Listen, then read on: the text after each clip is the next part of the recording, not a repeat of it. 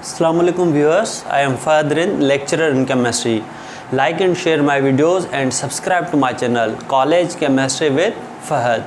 Today we discuss the introduction of D block elements.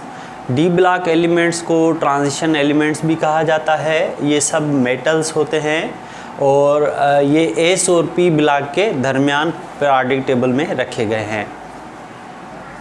Introduction to d block elements. D block elements की definition इस तरह से explain किया जाता है कि हर वो एलिमेंट जिनके आखिरी इलेक्ट्रॉन्स डी में ख़त्म हों तो वो डी ब्लॉक एलिमेंट्स, और वो इलेक्ट्रॉन पार्शली फिल्ड होने चाहिए। पार्शली मीन्स के थोड़े फुली फिल्ड नहीं होने चाहिए, D10 नहीं होने चाहिए, तो इसको डी ब्लॉक एलिमेंट्स कहते हैं। The elements have a partially filled d orbitals in ground state of free atoms or ions। तो ग्राउंड स्टेट का मकसद ये है कि एटम्स जब नेचुरल कंडीशन में अपनी हालत में मौजूद हैं तो उनमें जो इलेक्ट्रॉन्स हैं वो ग्राउंड स्टेट इलेक्ट्रॉन्स कहलाए जाते हैं कि उनको किसी भी एक्सटर्नल सोर्स से हीट ना किया जाए। ट्रांजिशन एलिमेंट इनको क्यों कहा जाता है, उसका रीज़न ये है कि ये S और P ब्लॉक के दरमियान हैं, तो इनकी प्रॉपर्टीज़ S और P ब्लॉक के दरमियान हैं। अब S ब्लॉक के एलिमेंट्स मेटल्स हैं, हाईली रिएक्टिव हैं, इलेक्ट्रोपॉजिटिव हैं। इलेक्ट्रोपॉजिटिव मीन्स के इलेक्ट्रॉन लॉस करने की ज़्यादा सलाहियत रखते हैं, और जो P ब्लॉक एलिमेंट्स हैं वो नॉन मेटल्स हैं, इलेक्ट्रॉन गेन करते हैं और कोवेलेंट कंपाउंड ज़्यादातर बनाते हैं।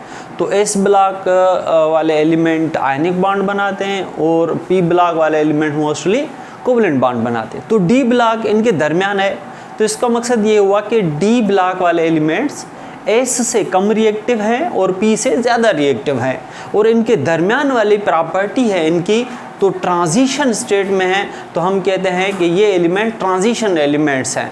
इसको इस तरह से एक्सप्लेन किया जाएगा, this name due to their properties in between S and P block elements, क्योंकि इनकी प्रॉपर्टीज S और P ब्लॉक दरमियान। S ब्लॉक हाईली रिएक्टिव है, स्ट्रॉन्ग इलेक्ट्रोपॉजिटिव है, आयनिक कंपाउंड्स बनाता है, जबकि P ब्लॉक के एलिमेंट्स कोवेलेंट कंपाउंड्स ज़्यादातर वही बनाते हैं। D और F ब्लॉक के दोनों एलिमेंट्स जो हैं, जिसके दोनों ब्लॉक्स हैं D और F, इन दोनों को ट्रांजिशन एलिमेंट्स कहा जाता है, सिर्फ D ब्लॉक नहीं बल्कि F भी। D ब्लॉक एलिमेंट्स को आउटर ट्रांजिशन एलिमेंट्स कहा जाता है और F ब्लॉक एलिमेंट्स को इनर ट्रांजिशन एलिमेंट्स कहा जाता है।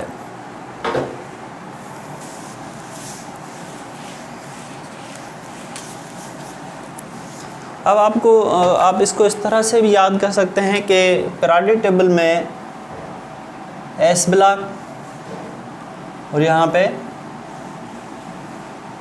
P ब्लॉक,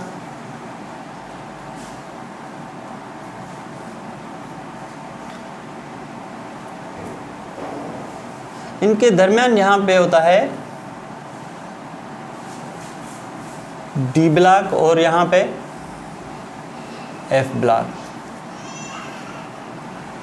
तो जो F ब्लॉक के एलिमेंट्स हैं वो एक्चुअली इस D के दरमियान में यहाँ पे होते हैं, तो ये इनसाइड में आ रहे हैं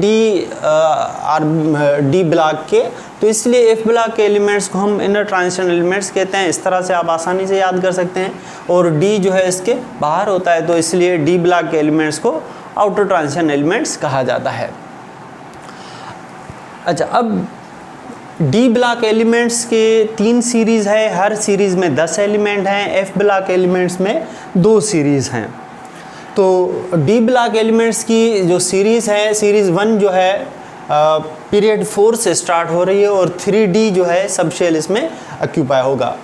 तो स्कैंडियम Sc इसका एटॉमिक नंबर 21 है। Z से एटॉमिक नंबर को रिप्रेजेंट करते हैं, और Z जो है जहल से लिया गया है, जहल मीन्स नंबर, और ये सीरीज़ ख़त्म होती है जिंक तक। जिंक का एटॉमिक नंबर जो है 30। दूसरी सीरीज़ जो है यूटेरियम से स्टार्ट होती है कैडमियम तक, यूटेरियम 39 एटॉमिक नंबर और कैडमियम 40 है। और जो थर्ड सीरीज़ है लेंथेनियम से स्टार्ट होती है मरकरी तक, मरकरी 80 जो है उसका एटॉमिक नंबर है, जिसका सिंबल Hg है, और लेंथेनियम से स्टार्ट होती है 57। डी ब्लॉक एलिमेंट में डी सब शेल में टोटल 14 जो है 10 इलेक्ट्रॉन आ सकते हैं। तो इसका मकसद है कि डी ब्लॉक की हर सीरीज़ में 10 एलिमेंट आएंगे। हर एलिमेंट एक एक इलेक्ट्रॉन के एडिशन से बढ़ता जाएगा।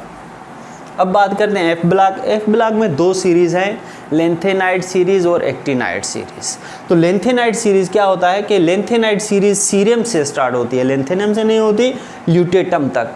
सीरियम एटॉमिक नंबर 58 और ल्यूटेटम 78 तक।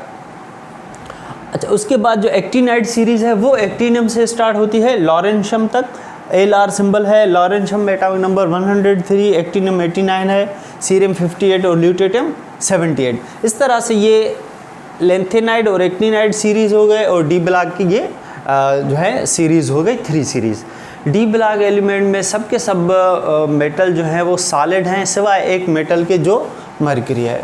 मरकरी जो है वो लिक्विड फॉर्म में है, बाकी सब जो डी ब्लॉक के एलिमेंट्स हैं वो सब सॉलिड फॉर्म में हैं। अब एक्चुअली क्या होता है कि जो एफ ब्लॉक सीरीज़ है वो यहाँ पे मैं इसको अगर बड़ा करके एक्सप्लेन करूँ,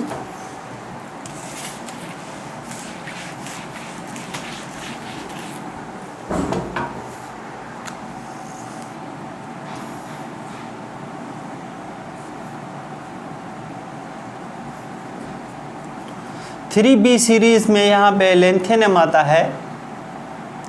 लेंथेनियम के बाद जो है लेंथेनियम का एटॉमिक नंबर 57 है। अब 57 के बाद 58 जो है वो नहीं आता, 58 जो है वो डायरेक्ट चला जाता है यहाँ पे सीरियम। अब ये एफ ब्लॉक होता है। तो ये क्या है कि एक्चुअली लेंथेनियम 57 के बाद जो है सीरियम जो है वो 58 सीरम। तो इस तरह से आपने देखा कि 57 से डायरेक्ट 58 जो है वो एफ ब्लॉक में है। जैसे इसके 14 एलिमेंट्स कंप्लीट होंगे उसके बाद जो है यहाँ से डी ब्लॉक की जो सीरीज़ है वो स्टार्ट हो जाएगी।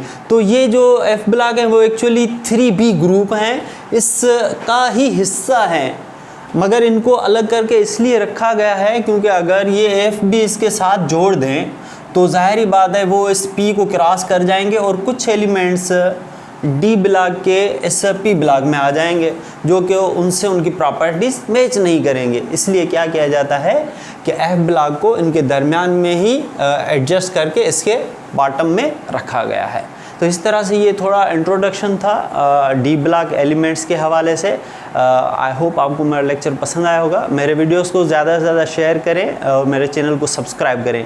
College chemistry with Fahad. अल्लाह हाफ़िज़।